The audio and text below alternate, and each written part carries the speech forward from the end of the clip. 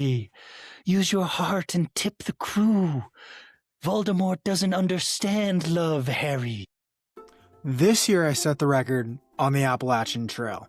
And the crux of that trail is southern Maine and New Hampshire, specifically the White Mountains and all the mountain ranges, Bigelows, Saddlebacks, in Maine. That's where it's hard. And today's guest, he set an FKT on the Mahoosuc Traverse. He worked in the White Mountain huts for a number of years, and we get into just what that entails. He describes it as sort of like Peter Pan. You get to put on skits, you get to go running during the day, you get to cook for people, you get to just meet all kinds of people. It sounds pretty fun, and we break that down and a bunch more. We also get into the philosophy, the style, the different ways to do FKTs, and better yet, he's a Jeff.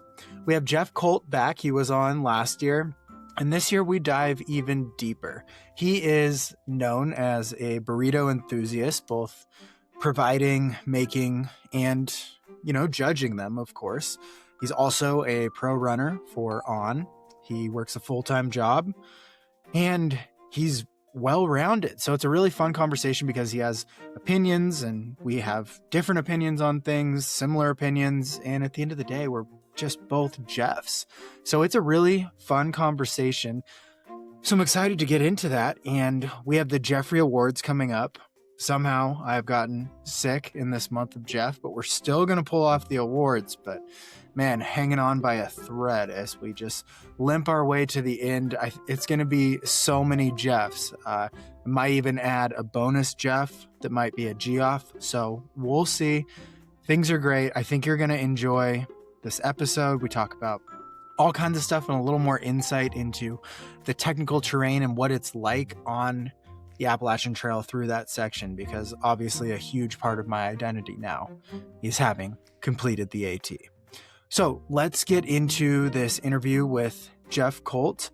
And if you want to support the show, you can follow, subscribe, I guess they call it, on YouTube. Also, subscribe wherever you listen, whether that's Apple Podcasts, Spotify, there's like Overcast, Podbean. There's so many different podcast apps. Apple Music, Prime Music, whatever that one's called.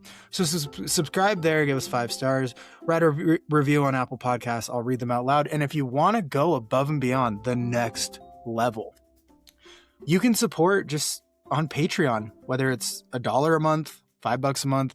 That really helps. I've upgraded the camera and microphone to kind of put out better stuff for you guys. And also it takes a couple subscriptions to keep this thing going. And while I probably put out 2 to 3 hours of content a week, it takes a lot more than that of doing research and editing. So if you really want to go above and beyond and show your support, try Patreon.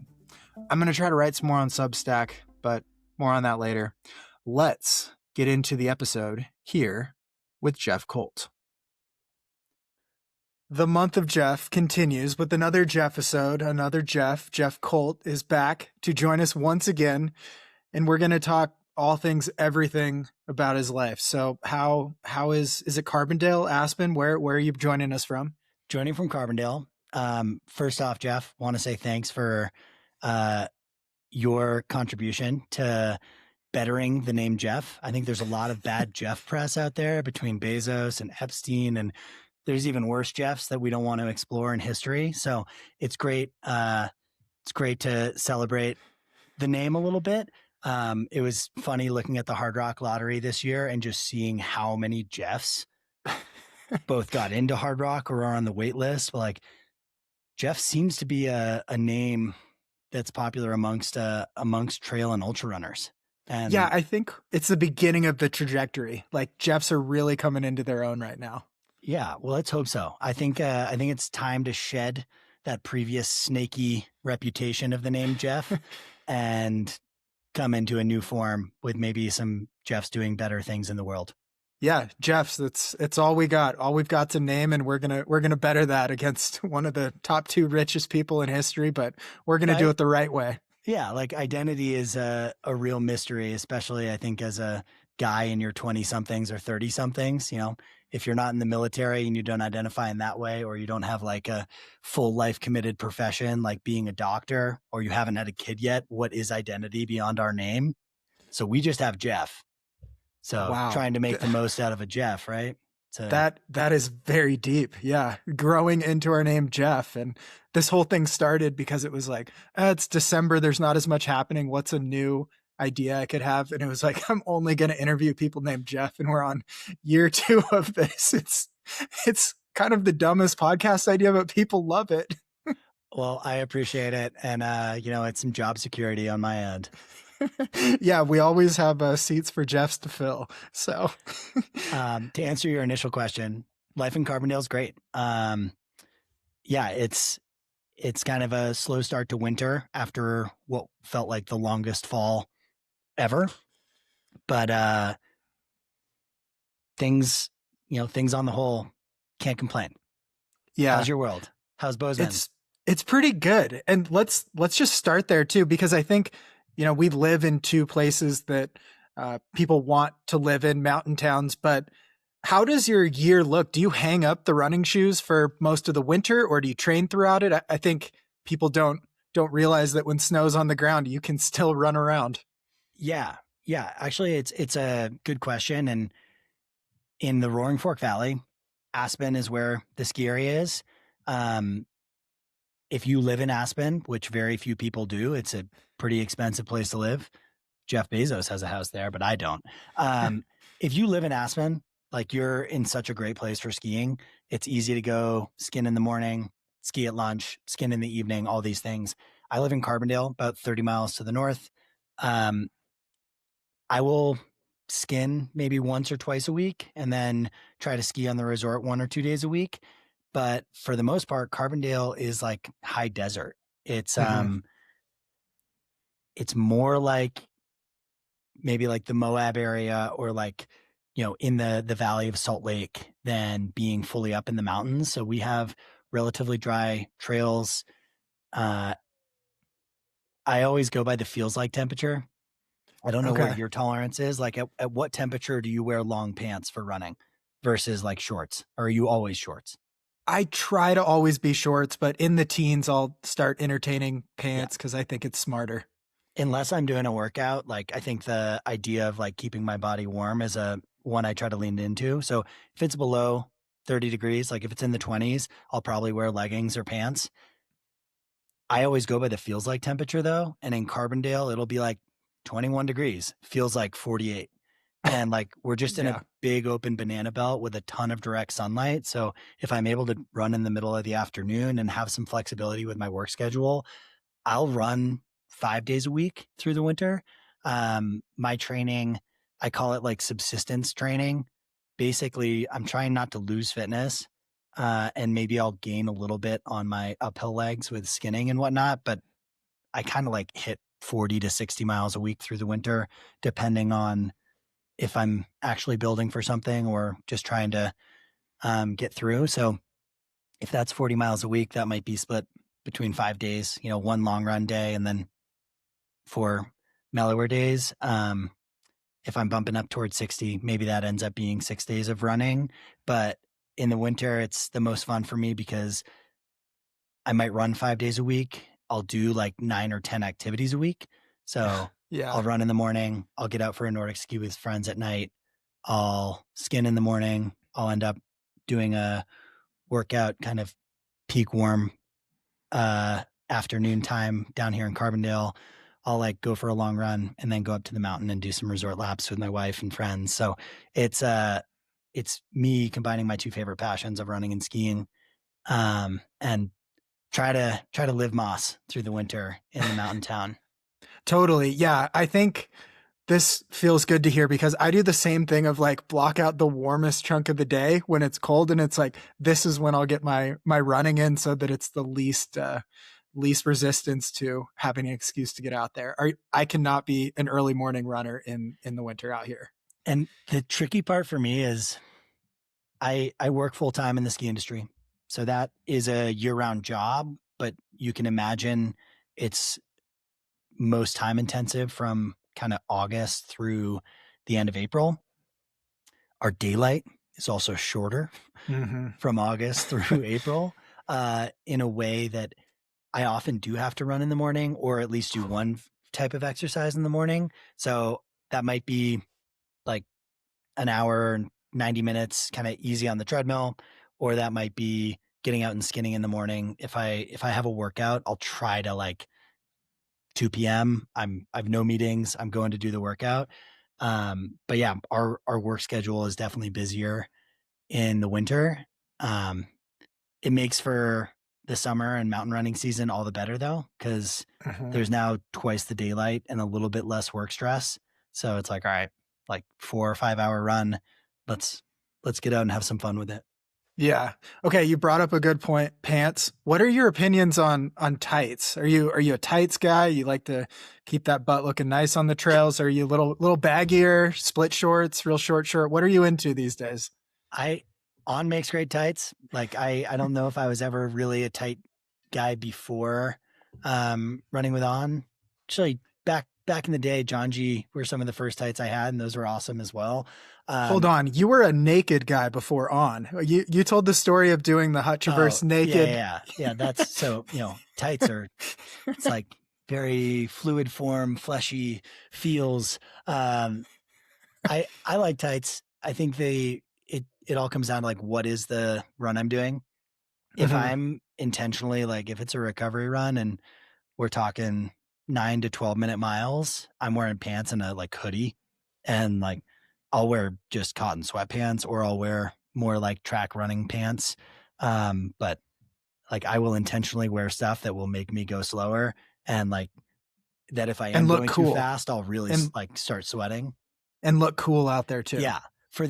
It's all about finding that middle ground, right? Because when I'm wearing tights, I'm losing, I guess I'm down here, I'm losing street cred when I'm wearing tights, and I'm definitely losing brownie points with my wife.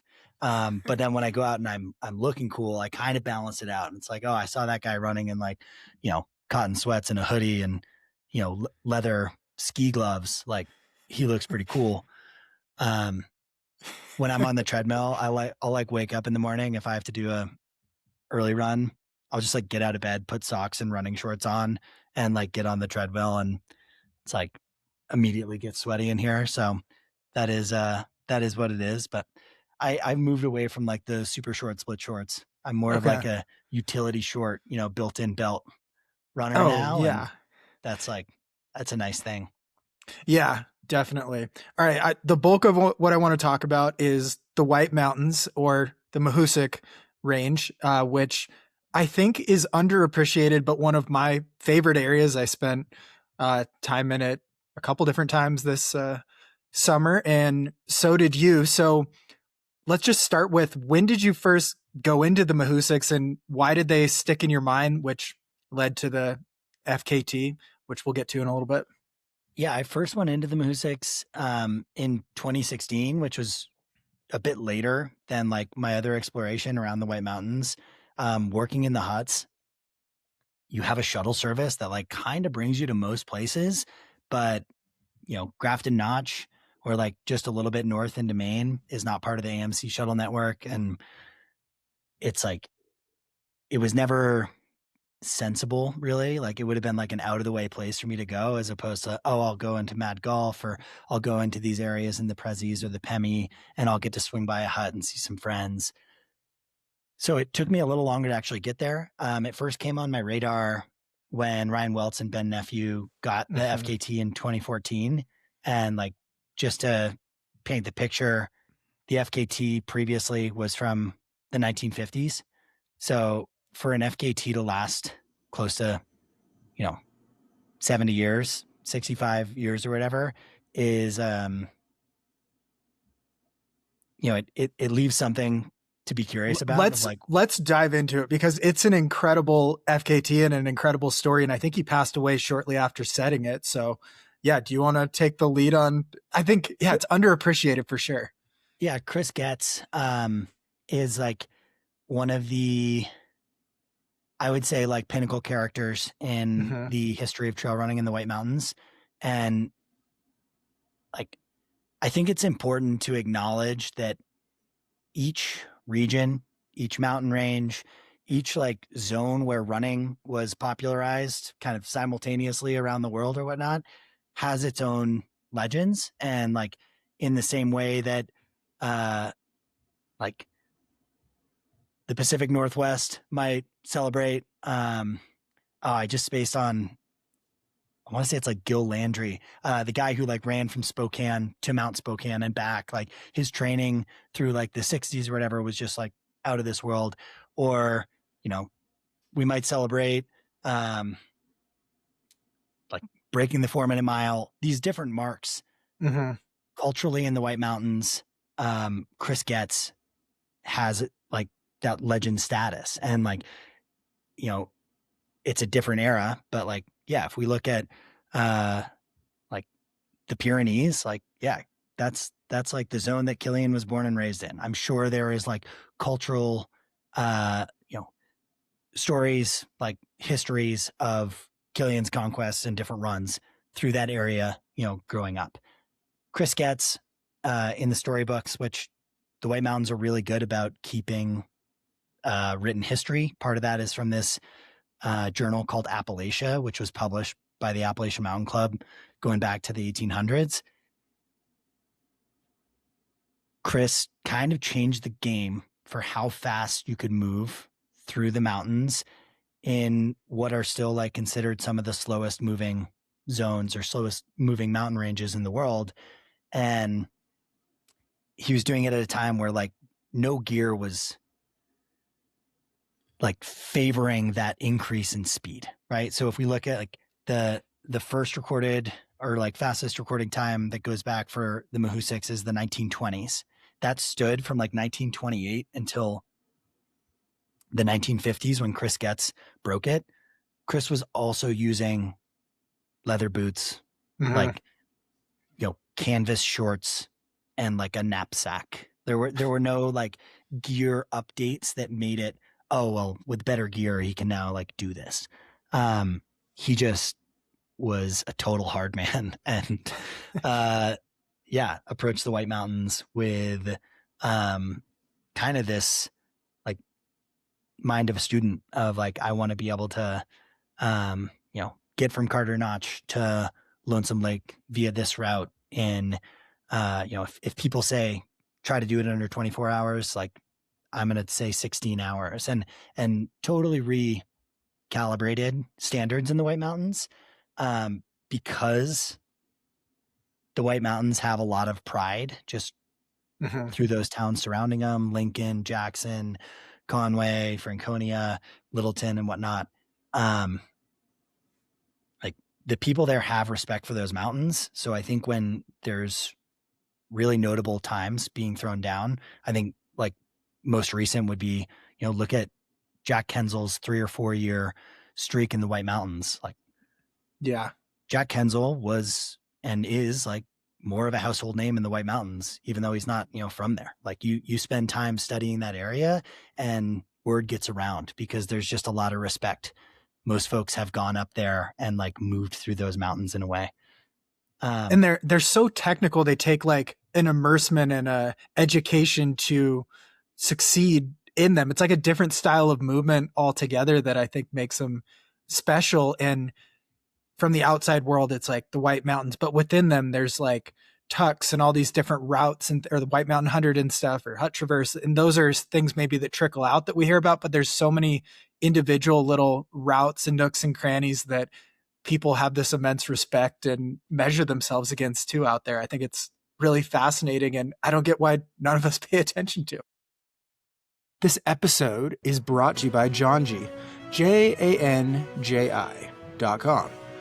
Use code FREEOUTSIDE for 10% off and tell them I sent you. The trail tights win all the awards. I think they're really solid, especially if you're a tight guy. I talked to Jeff Colt here about tights. And we talk about, you know, you want to show off that butt in some tights. Check them out. They got anything you want there. Good gloves, winter stuff, fleece line tights, windbreakers, fleece jackets, fleece sweatshirts, anything you could want. Check them out. Janji.com. How would you describe Mahoosuc Notch, like that 1 mile of trail? Because you were talking about there's areas with like different rhythms and, you know, you have to move differently through it. How would you describe that section? It's kind of cheating because I read your trip report too, but I'll save your description for you. It's like the most fun you're going to have moving through something because you have to move in every different way. It's cool. So it kind of eliminates some of that heat factor. But there's multiple areas where it's not totally wrong to go over a boulder, under a boulder, or around, and maybe you're using your arms more than you ever have. And you get through it, and maybe it took much longer than you expect, like 0.8 of a mile or something to take. But once you get through it, you like have a smile because it's the most fun. Like it's a jungle gym for adults, I would say. Yeah. Have you been on boats much? I haven't, but I'm just wondering if you Boats. Yeah. A little bit. I've been on a couple boats. Okay. I've been on a couple sailboats. Like they talk about like 3 points of contact on a boat. Yep. When I'm on a boat and it's like the ground is moving beneath me and I'm supposed to get 3 points of contact, I don't feel like I'm in my natural environment. I'm like getting thrown around in a way that I'm like, what is going on? This is disorienting. But that 3 points of contact is like an interesting thing to carry over to the Mahoosuc Traverse because you kind of need it. Like if you are able to have both feet on the ground at the same time, it might be on a huge boulder that has like a 30 or 40 degree kind of slant. It might be slick too. Yeah. And it might be slick. And like that third hand, that hand is either like on the ground, on that same side or holding a different rock up above you. And I like it more because it's not all moving around me, but to move that through it really quickly, if you're not comfortable with it, it's a non-starter. And that's like, if you feel like I feel on a boat in the Mahoosuc Notch, it's not going to be fun. Yeah. But yeah, I describe it as like, it's American Ninja Warrior. Like that's like that's the format is like, if you want to run fast through it, you need to be like basically ready to do an obstacle course and duck under stuff, be crawling, be jumping, like kind of leaps of faith style of like, ooh. And I've only been through it twice. Once back in 2016 or whatnot. And then, for my attempt this summer, it's not like I have the actual terrain perfectly dialed in my head.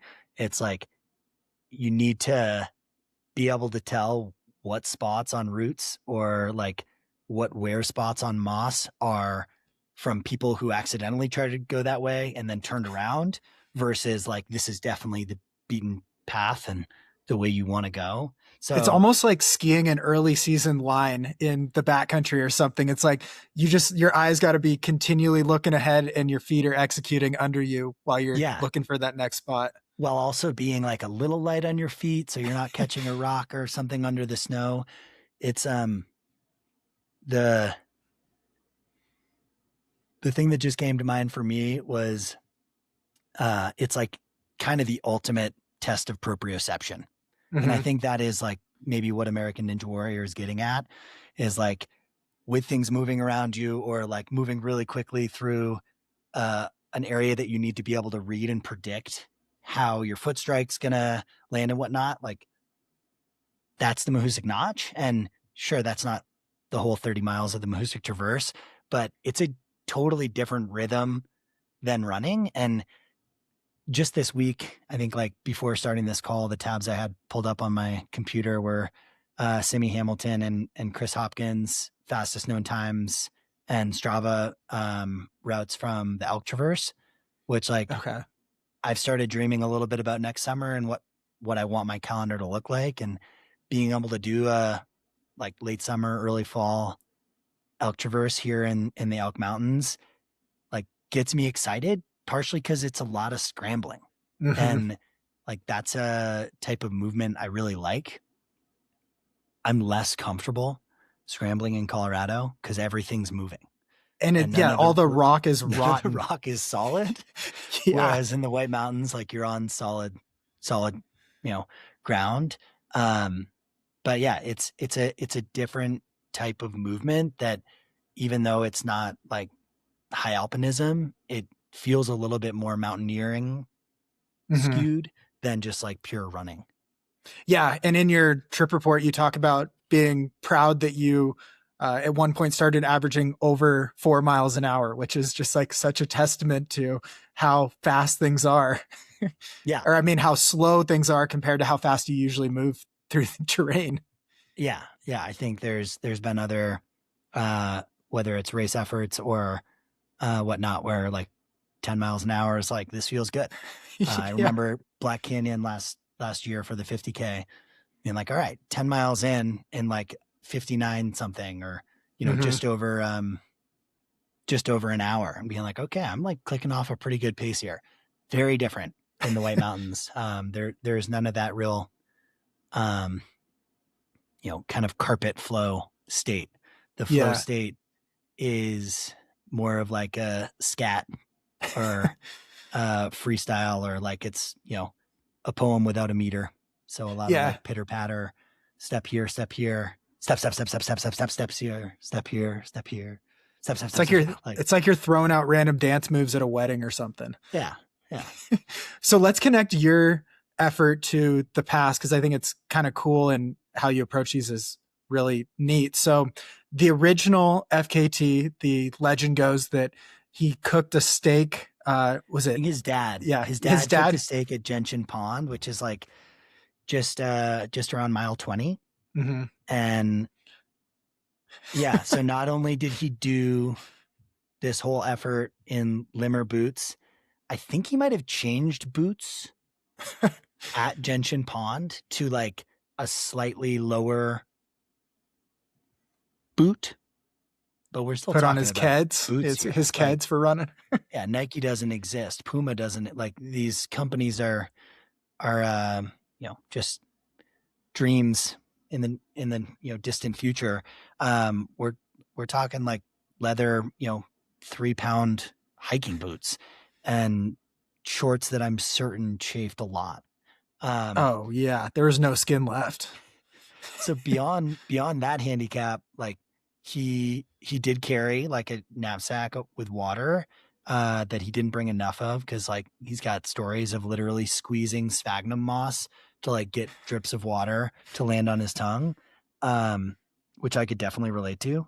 But his dad like cooked him a steak, and he took a 10-minute break at Gentian Pond to eat a steak.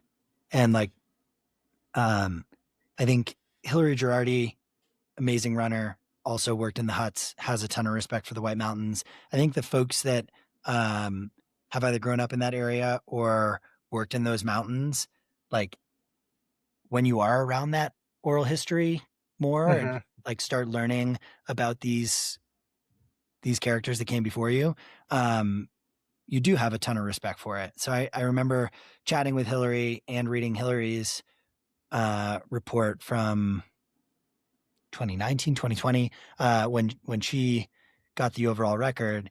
She was like, I brought beef jerky. I think she's vegan, so I think she might have brought vegan jerky. Plant turkey. Yeah, but also she was like, the previous FK2 holders did not, summit Goose Eye, and like they like kind of stayed on the trail as opposed to hitting the proper summits.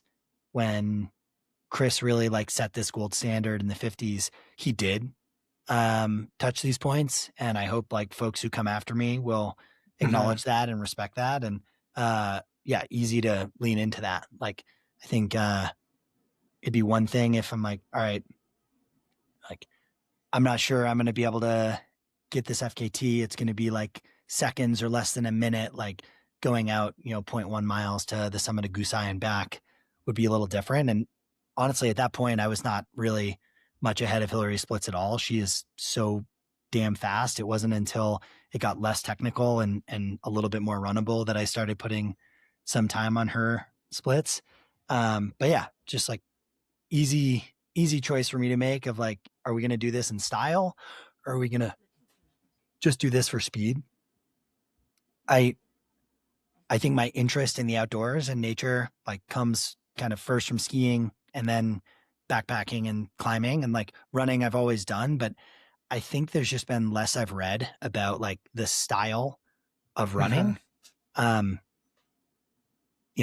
I feel so blessed to be in a sport where like our thought leader is also the greatest athlete of all time. Like Killian actually has some amazing reflections on style and how things should be done. And I think he sets a really great precedent.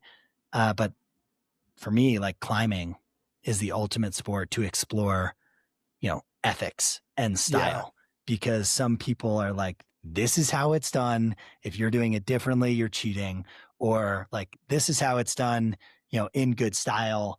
And, I like, that's kind of the headspace I'm in, especially on something like a fastest known time effort. I think you can definitely relate to that. And I want to ask you some questions about your style here as well. But like with fastest known times, I think style is like, it's your statement. It's like kind of the beauty of how you want to approach it. And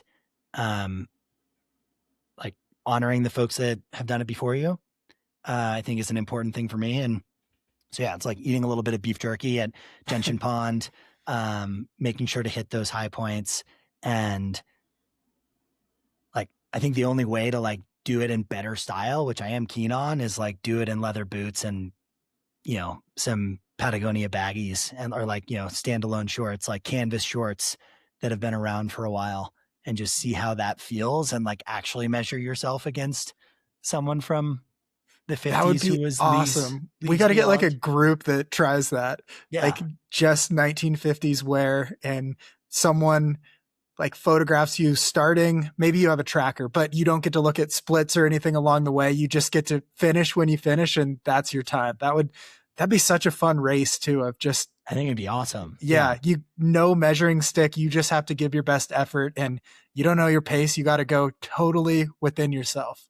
So I do want to flip the script on you a little bit. And I was in Maine. I was in Rangeley. I was like, I'm going to like, I didn't want to interfere with your FKT at all, but I was like, I'm going to try to be out on a run, near height of land when Jeff comes through.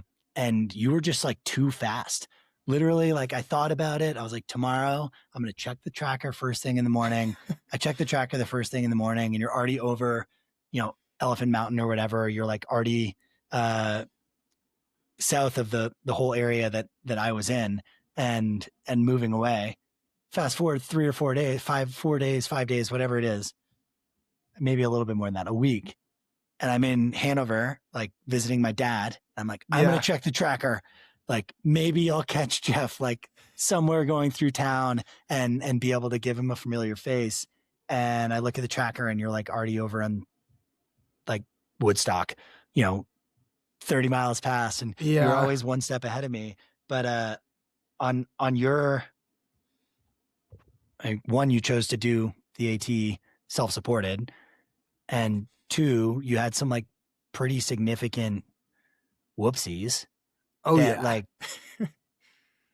kind of like your reaction to that, I think, spoke volumes about the style you chose to do that in. So how is style, playing a role in that effort for you?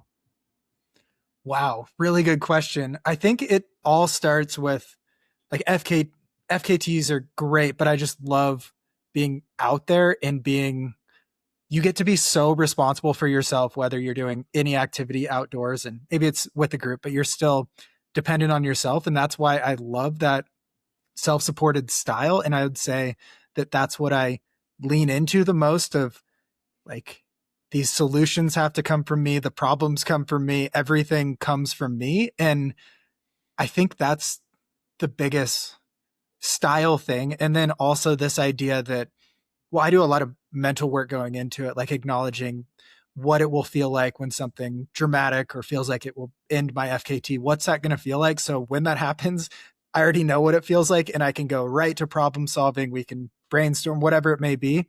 So I think that that's the biggest thing and why I do them, because I get to grow as a person in this like bubble of just me. Like I need to grow through this experience. I need to do this experience. I need to solve this problem.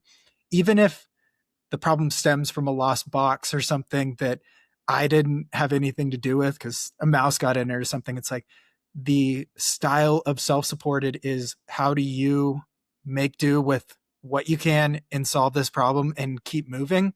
And even around the halfway point, it was very much like, I don't know if I can get this record. I'm like a day and a half behind where I wanted to be, but I think I still have a chance, and that is what I'm going to hold on to and just wring out everything possible from my body and see if I can do it. And I think that that is more the style than anything of there's always a chance. And it wasn't just to beat Joe's time. It was like the chance to do this trail the best I can. Like maybe it's not the fastest because different things went wrong, but it's like I can do the best I can.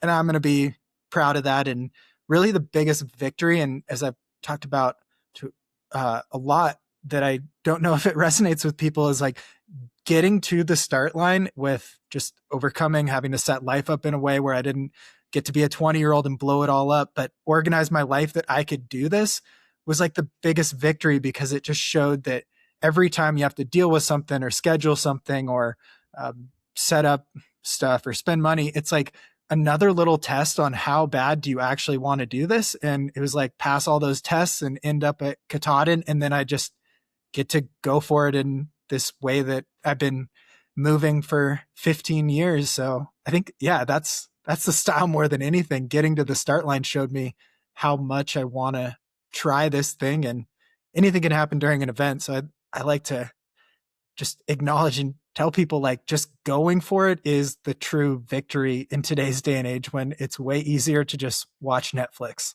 Yeah. I think the analog there, it's like almost hard for me to relate to, because committing 40 days to something versus like training for a 100-mile race that I hope doesn't take a full day.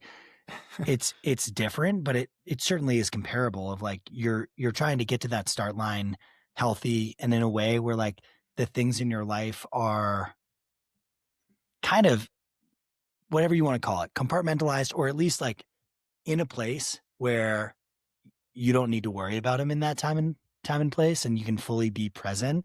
And I think back to 2024 Western States, Mm-hmm. I think a lot in my life was like wildly in flux. Like weeks before we bought a house, we were like getting married in a bit. Like there was so much uncertainty on so many different fronts that like I was on that start line and I had already fully like mentally lost because I wasn't present at all. And like I knew that going into the race. And I like the fact I even started, like sometimes I look back and I'm like, I should have just seen the writing in April. And like when I was contemplating just kind of passing on that year, Mm-hmm. passing on it. But I did my best to like work with a psychologist and like kind of really show up in a present way. And that work was critical. It set me up, for success this year and hopefully for success in years to come. Compare that with like everything you had to line up to be able to be gone for 40 days. It's a tremendous amount. Like it's a huge amount of problem solving before even getting there. And hearing you kind of say that, it like put three words into my sphere that all I think work together well, which is like planning, style, and uncertainty. And like Mm-hmm. there's only so much planning you can do ahead of time so that you actually get to like enter the mental space you want to be in. Part of that mental space is like really embracing uncertainty, and then how you manage when your plans go wrong or that inevitable uncertainty or doubt or whatnot ties into like the ultimate style. I'm not trying to put Francois on blast, but like if we look at Francois Dane's Nolans versus David's Nolans, like David Hedges did that in what I would consider like much more beautiful and elegant style, as opposed to like a French military siege on the mountains where like, it's kind of like looking at the style of Leadville as a race where muling is allowed. And hey, if it's allowed, do it. I get it. Mm-hmm. Versus, maybe the style of a race where like no support is allowed. Yeah, I think it is a really interesting conversation because everyone is different, and it's very much a sport governed by guidelines. I mean, there are definitely rules too, but it's guidelines and stuff. And we've seen a big uptick in supported attempts where it is true muling and stuff too. But it feels like this style aspect just kind of separates people out of doing the exact same thing, but in a different style. And what I think it's hard to blanket statement it, but I think what is really important is that people have done this activity, whether they knew it was called trail running or not, for a long, long time. And I think just thinking of that when you're moving out there, it's not the, I don't know, reliance on whatever we've created lately of like the fastest brute force get through something, but rather you're getting to move through it and moving quickly through it.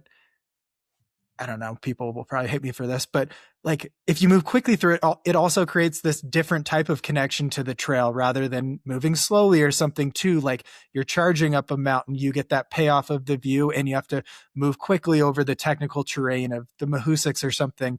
That I just think there's so many styles that are acceptable and different, but they also do get lost in a sport really, I don't know, governed by accomplishments, achievements, and then also niche modalities between even hiking, trail running, fast packing's now a thing, supported FKTs. I don't know.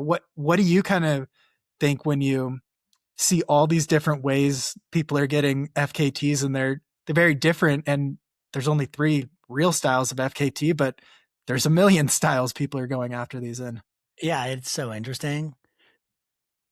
One thought that came to my mind when you were talking about moving quickly and like how that can be its own really beautiful and engaging experience is when you are moving like really quickly and still like that most magical mushroom or whatever it is catches your eye and you're like, I am barely able to keep my feet, landing correctly without fully face planting. And like, I'm, catching like hemlock branches and stuff with my hands to like not fall and to like have this split moment of like seeing something, acknowledging how special that is, but like the processing speed just has to be so quick. Oh yeah. It reminds me of Katie Arnold's Brief Flashings in a Phenomenal World. I think that's the name of the book. But these like brief flashings, they're like that little bit of like an aha moment or like that's something I'm putting in my pocket and carrying forward with me. Mm-hmm. That was one thought. Another thought was one of the style gods I'd also throw out there is trail running Jesus, Anton himself, of like having this style of like, I'm just going to wear short shorts and low ride them. And then low carb and just have a bottle and, like cut off the heels of my shoes to make them like more minimalist. I think it's so funny that like Ultimate Direction kind of like built a brand and a signature series around Anton when like he didn't use never gear, wore packs and races and shit. Like the guy just didn't wear shirts. It's like that thought also crossed my mind of like, that's a style for sure. Like actually having style out there. Kudos to Scott Traer for like committing to the, long sleeve silk snap button shirt. Like I love that. I love like the sleeveless Hawaiian as a race uniform. I think David Sinclair has rocked that one a couple times. So there's kind of that side of style, but it's interesting to think about the FKT classifications. Cause like, what if it was just let's bring it down to like the basic level. You just like gave your trip report. You said the style you did it in. Everyone who read it gave a thumbs up or a thumbs down. And you ended up in a category of in good style and not in good style. And just like the people chose, because in some ways I think like that's kind of where things land. You try to like pick apart, like, okay, well on this route, like there's, one that comes to mind is like, on the Hut Traverse, you're linking up convenience stores in the mountains. That's the name of the route is the Hut Traverse. Like to filter your own water outside of the hut is like it's actually, in my opinion, like that's the wrong direction. Like I think that is like taking Unsupported to a level where I was like, I actually think that's bad style. Like we're talking about a route that's made from connecting these mountain spots. It wouldn't be a route without the huts. So neglecting the Exactly. huts, what's the point? Yeah. Like, so to use that as one example, but on the other side, right? Like the differences in David Hedges and Francois' supported efforts for Nolan's were dramatic. The differences in Tara Dower's and Carl Meltzer's supported efforts on the AT were dramatic. Mm-hmm. I think the only way, in my opinion, to like approach the AT in a way that I would feel stylistically like sound is the way you did it, of like self-supported, because it like it wouldn't feel like kind of like being able to pay for the logistics to be sounder. And that's not to discredit the supported efforts on the AT. It's like an Mm-hmm. incredibly cool thing. And if you have the resources and you're trying to move the needle in this beautiful way, hell yeah. Like I think what John Kelly was trying to do was really cool. And what a beautiful thing to have this community literally like be scrambling for a spreadsheet. Like, can I please get John Kelly's spreadsheet? I really want to sign up for this stretch with him. That Mm-hmm. is awesome. Like if this is about community and meeting people, like that's style points in my mind. It all depends on what the goal is. Um, in looking at the Elk Traverse, like, all right, it went under 24 hours by Michael Worth, supported. This kid, Chris Hopkins, kind of cracked the code, brought it to like 21 hours, supported. Simi Hamilton, yeah, 2-time Olympian, Nordic skier, absolute monster, has won, 50K nationals for trail running before and cleaned David Sinclair's plate. If he wants to be the best, he could be the best type of athlete.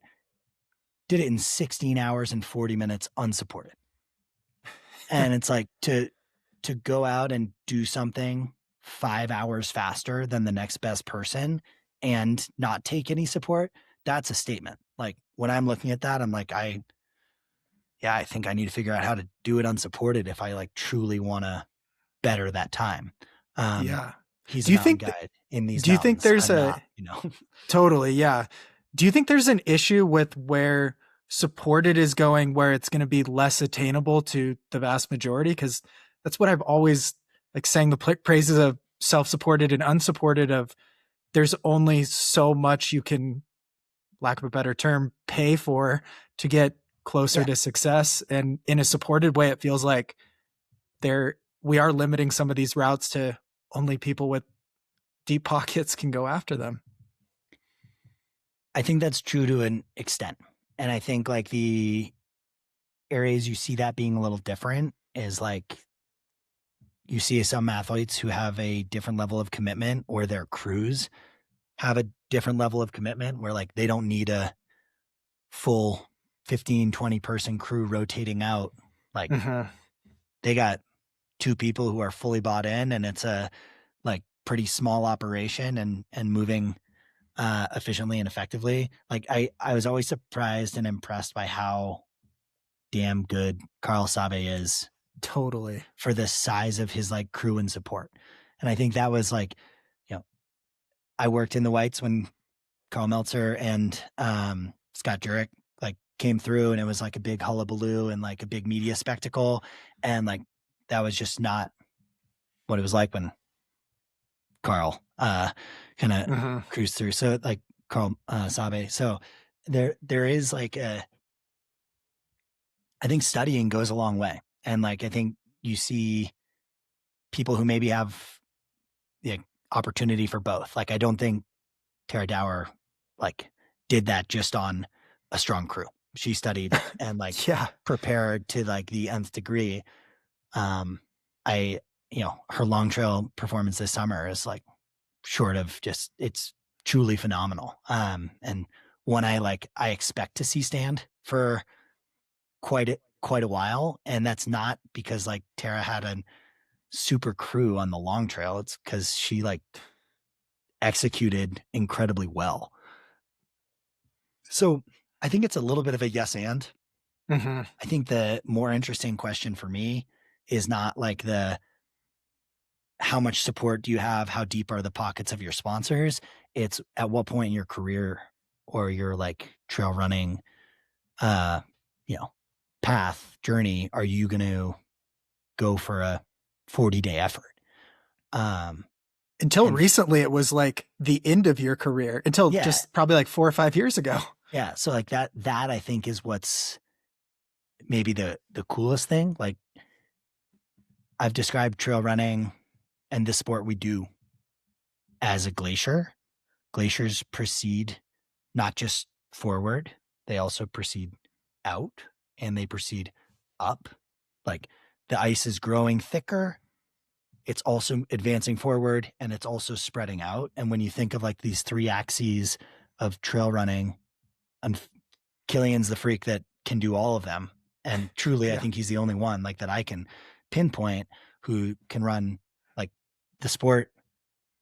How fast can you go up things? How far can you go? And how, it's how fast, how far, and how high, right? If those are the 3 axes, like to me, Killian is the true trail runner because he does the longest efforts. He, until recently had the fastest, VK, but he also is this person like pushing 8,000 meter peaks while running. And then he's also really, really fast. Like seeing all 3 of those axes growing all the time in our sport kind of gives like, if you're in the peak of your career, like maybe running fast at Western States isn't actually what's interesting to you right now. And it might be like, hey, I don't know if anyone has ever, consecutively run 100-mile races 100 days in a row or whatever. Or like, I don't know if anyone's done a 5 million vert year. What would that look like? That's a cool one we saw Noah Dines do on skis, but like the human powered vert, the like changing our understanding of distance. I love the Colorado map. It's in my garage. But think about your local state. What mountain range on that state sticks out to you? Like in Montana, is there one that you're like, you look at on the map and you're like, this looks so cool? Yeah, a number of them, like the Madison Range, the Gallatin Range. Those are a couple favorites. Yeah, anything where you can cross the whole range multiple different ways, piece things together, find a ridgeline. The Beartooths are amazing. We are not starving for mountains up here. Yeah, so that's like when I look at the Colorado map, a lot of the mountains are appealing to me, but the Sangre de Cristo Range is the one you can take it from north to south, 100-mile ridge without a road crossing. Like, and it is a scar on the Colorado map in a way that is so cool. Like I always come back to it. I'm like, I'm going to do that in one push someday. Like Poncha Springs down to Culebra, like Little Bear. I just want to do that. Yeah. Killian just took this idea of looking at a map and just looked at North America. Like he just looked at the entire United States, like west of, the Continental Divide, and was like, oh, this looks cool. Yeah. Like that's just changing the paradigm in distance in such a way, he'll probably be in his prime for another like many years, but it's like, I think right now we have some really interesting runners at the pointy end of our sport. And a couple that come to mind for me in balancing a little bit of this like free spirit mountaineering side with being really good are Tara Dower, Jeff McGavro, and Caleb Olson. I think like Tara's already done it. I think any of those other 3, I wouldn't actually be surprised if in their peak years in the next few years, they were like, I actually want to do the AT. Like, I want to see what it would be like, or I want to do a many, many day, many, night mission for something that's inspiring to me. Yeah, I think Killian kind of opened that up as a possibility because my whole life of even knowing about the sport, it was like very slotted on what carried weight and meaning. And Killian just kind of created this thing that still took hold. And I think there's some sort of lesson there for people chasing that inspiration versus just what you're told to care about. And I guess it's worth exploring and talking about the fact that like he is normal, like that brand is him. Mm-hmm. So like you've been running for John G. I've been running for On. These are like brand partners. We tell them what we're interested in. They tell us what they're kind of interested in. We try to like find a middle ground. It might be a little different if like you own your brand and you're like, screw it. I want to do all of the 14ers in the Western US and connect them all by bike. One, his life planning and like home management and life management and buy-in from, you know, his family must be on another level because that's just crazy. But maybe we all should think like that. Maybe we shouldn't think of like, what does this brand I run for want me to do? It's like, hey, if I actually wanted to just write my own story and like, if I owned a brand and I wanted brand awareness in the New York Times, in, you know, every mainstream publication, what like fires me up? And like, that's kind of what Killian did, you know, like, yeah, maybe it was a huge, really brilliant PR strategy and marketing play when you're the best in the world to be able to do that and like land numerous stories in the New York Times or like getting mentions on NPR, like, you know, mainstream news. But he also just might be like, yeah, opening that door wider of, is UTMB what I'm after? Or is, well, if you look at his training and his style, everything he wants to get as high as possible, as much as possible. Like that's what he seems to love. I mean, you can just, even the adventures, the challenges, the things he's done have been all around this. Like, I think the guy just loves ridgelines and above tree line and stuff. And then he found a way to incorporate that into a greater adventure that I guess was measurable, but it does feel authentic in that way of, the guy just finds every way every season to get as high as possible. He doesn't just run on the treadmill or stay low all winter. He's doing the most insane ski mountaineering routes. Yeah. I think the authentic point there is like a key one. That's like the word that no one says, but everyone like aspires toward. Again, building a brand in your own image, like it should be authentic. Like I think it would actually be kind of weird if Killian was like, I'm going to do Badwater. Like I'm going to run CIM. Yeah, I'm running across the United States on Route 66. Like that would not feel like, it wouldn't give us the same warm and fuzzies. It'd be like, is he okay? So I think there's something to be said about that. But the like opening the door of like, why not explore these opportunities in the now? And it's funny for me to say this to you because you already know this and you've already shown this like literally this summer. Maybe I'm just saying this so that I hear it and I'm like, maybe I should dream bigger. Instead of putting all my eggs in the Hard Rock basket each year and then finding out that I have no eggs, like just like plan something that fires me up in a way that involves some creativity and inspiration, you know. Yeah, and I think that's the hard thing of what inspires you in a world that's so noisy, as it can be easy to be influenced in different ways. But what another thing I want to kind of talk about is there's so many different, you talked about it with the whites, there's these almost like time periods, and in a sport that is very compared, especially FKTs, by how fast you do things. I think there's a big lack or conversation on like, even though let's just take the Mahoosuc Traverse is an hour faster, it's like, well, that is always amazing. That's always the record and incredible in the time period that it was set before. And I think we've already seen this with just even technology and stuff in the last 10 years and stuff, is there's these eras, and like in football or tennis or anything, you have these accomplishments of being the best by like winning the US Open or Super Bowl or something. But I think we focus more on this time thing when we shouldn't in today's day and age than than other sports. It's like they are always going to be the greats of that time, and we don't need to do this thing on what could Anton do in super shoes or something, or Jurek or something like that. Yeah, I was just trying to look up. There was like this this period when Tiger Woods pretty much just won. Like Yep. it was The like Tiger Slam. Yeah. it was just like a bet. Like he's like, you're not gonna bet against him. He's like, he's just gonna win.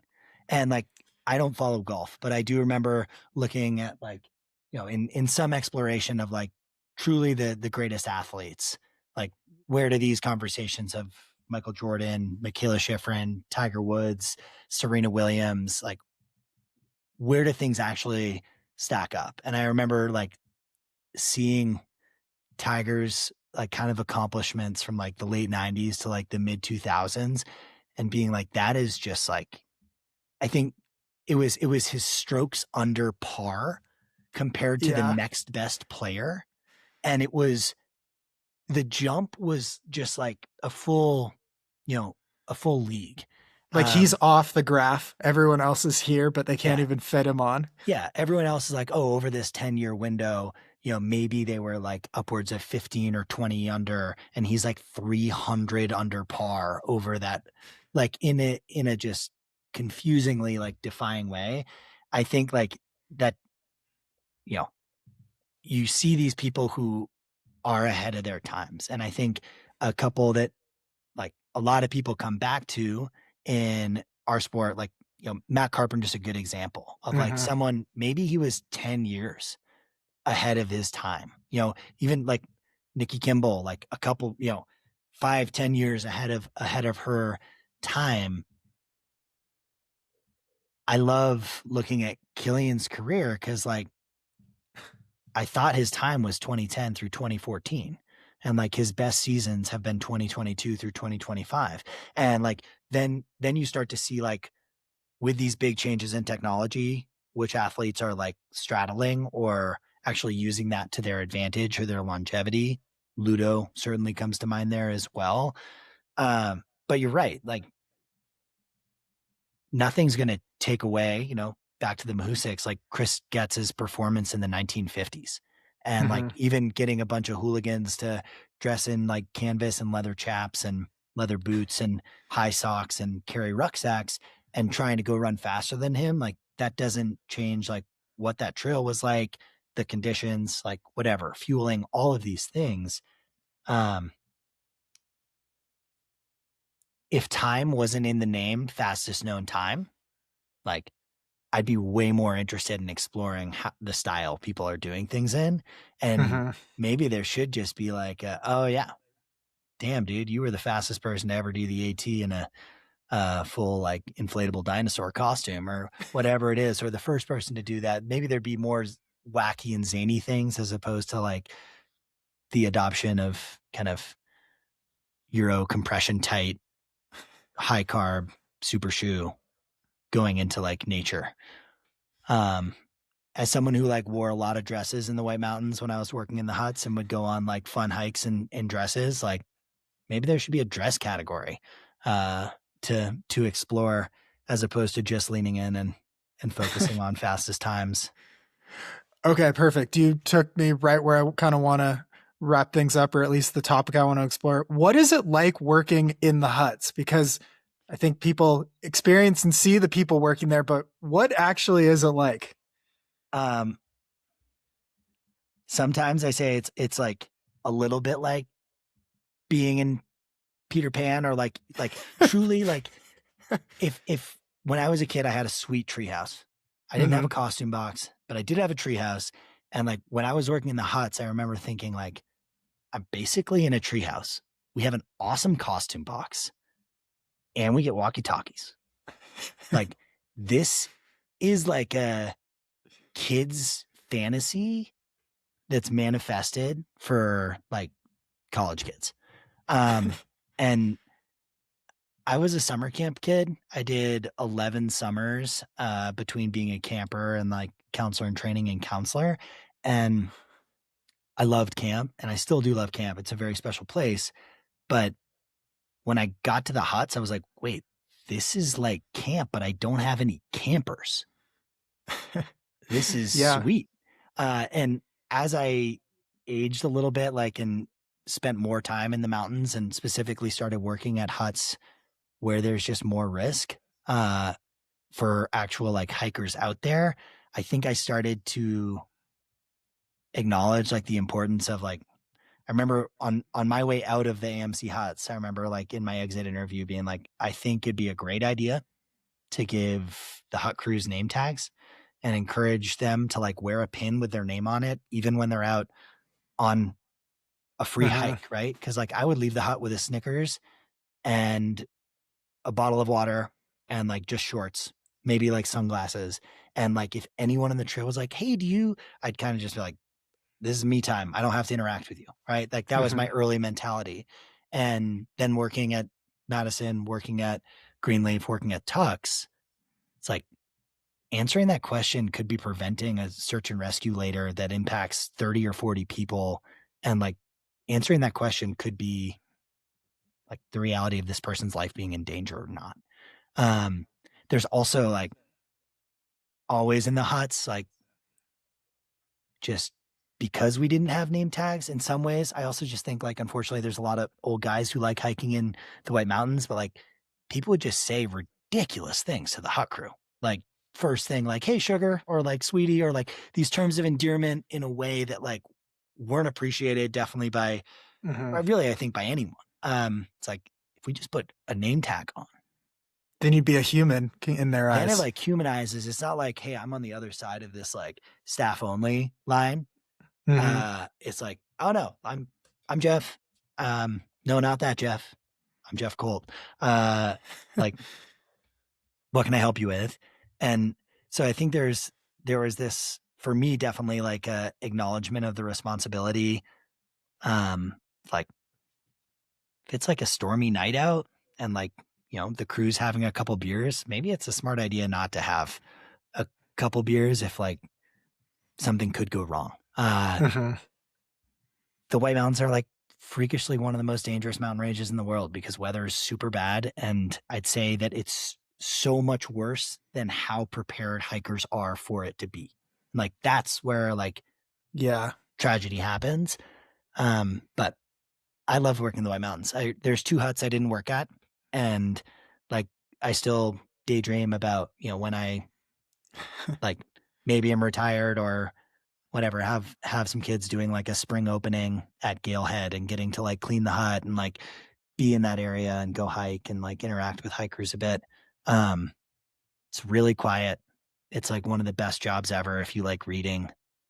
It's also hyper social at times. So it's like you need to be able to put on your extroversion hat and be in a skit and be a fool and be super helpful. What kind of skits and shows did you put on? This is what I want to hear. I think so. These skits were referring to like in the evenings we do a naturalist presentation, which typically wasn't a skit. It was like educational. And in the mornings we do a blanket folding demonstration. And these were typically skits and meant to be like entertaining and also like kind of meant to be like a, hey, please tip us and give us money because we don't make a ton of money working here. But how do we say this in a way that you're going to laugh and be like, that's pretty good. I'm going to give them money. So like Harry Potter was a real popular one in the Triwizard tournament.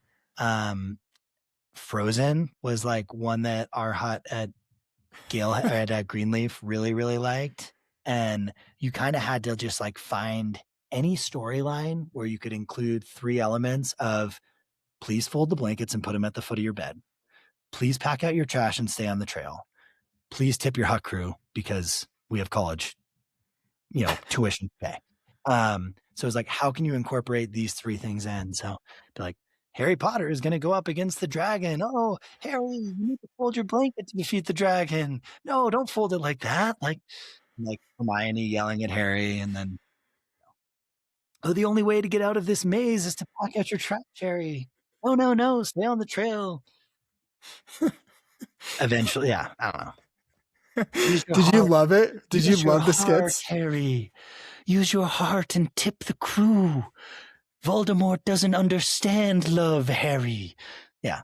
shit like that. I loved it. Yeah, it was super fun. I think again, going back to the costume box and walkie talkies and being in a treehouse, like it was playing make believe like a bit as your job, and also like getting a pretty cool crash course in like culinary arts for large groups. So cooking for 36 people upwards to 108 people, and how to do that for a 3-course breakfast and a 5-course dinner.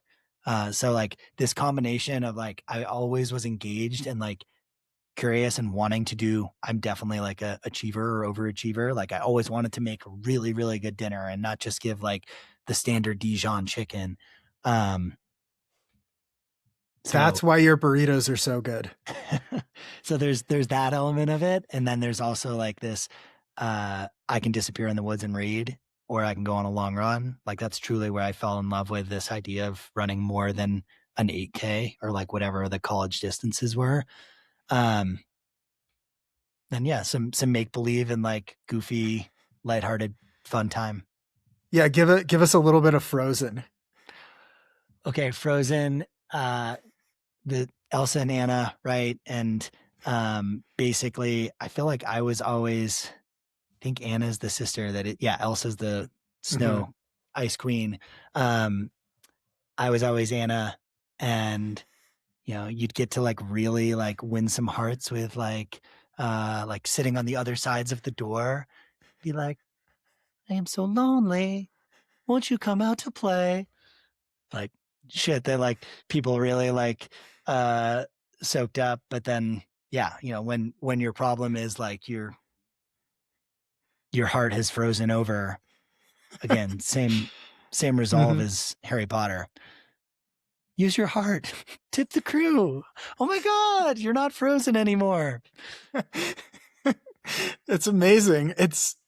I think that like idle time or disconnection breeds this immense creativity that is so valuable that I think a lot of us give up day to day. But, you know, we got to get those blankets folded. We got to get tipped, and you got to respect nature. How are we going to dress this up in a creative way? Well, we've got all week to think about it. You got to work with like the energy levels and who's on the crew. And like there were some years our crew did like The Bachelorette like a bunch, and like cross-dressing was always like laughed at and got good resolve. So like The Bachelorette would be a guy dressed up as a girl, and the Bachelors would be the girls dressed up as guys, and like kind of leaning into like your different, you know, stereotypes of like Jim Lax bro, Fleet Foxes bro, like, you know, whatever it is. But yeah, if like people were kind of hungover and a little bit on edge, just like we truly just do yoga.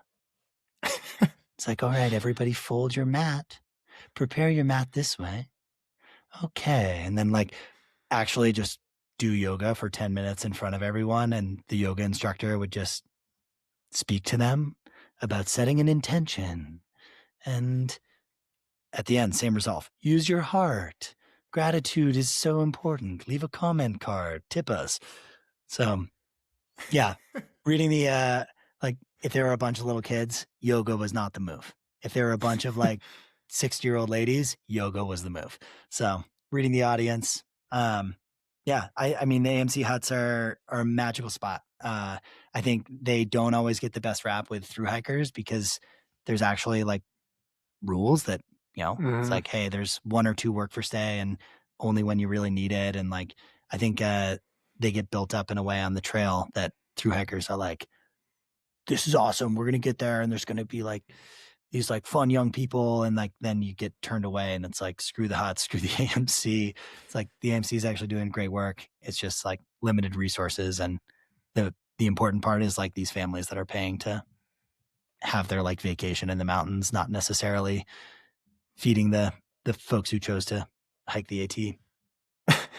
Yeah, totally. I mean, I think that sums up everything in life. Of the opinion is directly driven by perspective. So you can see both sides based on where you're standing. Fully. Man.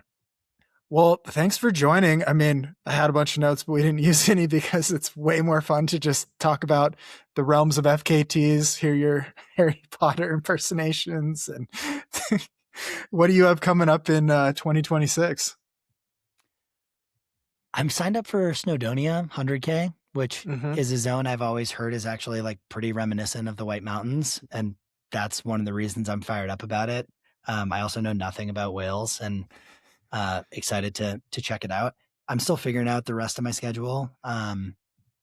Again, like planning with work, planning with just like life. I'm not like single focused as a competitive trail runner. I think the zone I like kind of living in is like, how can I be the best, trail runner out there that has a full-time job that isn't trail running? It's like the main thing there for me is balance. But the Elk Traverse FKTs like been on my mind lately and would be a really cool one to check out. I like to try to do an FKT effort each year just because I think it's like just solely for me. There's no incentive. It's like, let's be curious about a place, get to know it intimately, have an idea of what I'm capable of, and then go try to, express joy in the mountains and figure it out. But yeah, other than Snowdonia and thinking about a couple other races, I'd love to do the San Juan Solstice. Like that's always been high on my list. We'll kind of see where it goes from there. I think 2026 is going to be a good year. It's just, I feel some liberation around not focusing on Western states or UTMB. Yeah. Okay. Last question. I am now engaged. You've been married for a year plus. What's your advice for me? Jeff, congrats on the engagement. Thank you. That's awesome. Yeah. I'm really psyched for you. I think there's like often two ways that people answer the question. Like, is it different? Like, do you feel any different now that you're like engaged or now that you're married? And I think some people like, it's easy to answer either way, right? Like, this is my best friend. I'm marrying my best friend. Like nothing's changed, or like everything has changed. And sometimes I like appreciating that everything has changed, of like life is completely different because like my best friend is like now truly my ride or die homie. And like, it's like a perspective I find is helpful when it comes to any like sticky areas, any like harder communication of like, this doesn't actually need like, it's going to be hard. We're going to work through it, but like we committed to working through it. And like at the end of the day, like that's there as this, almost like plane of support.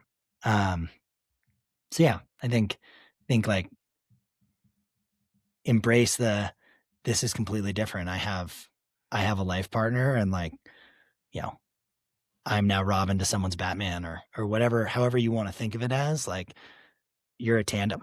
And Elsa to someone's Frozen. Yeah. Elsa to someone's Anna. Yeah. You're no longer like just thinking for you, which is a cool thing. I like it. Well, thanks for coming on. Thanks for being a Jeff, and thanks for helping us really rebuild this trust of Jeffs after much damage has been done.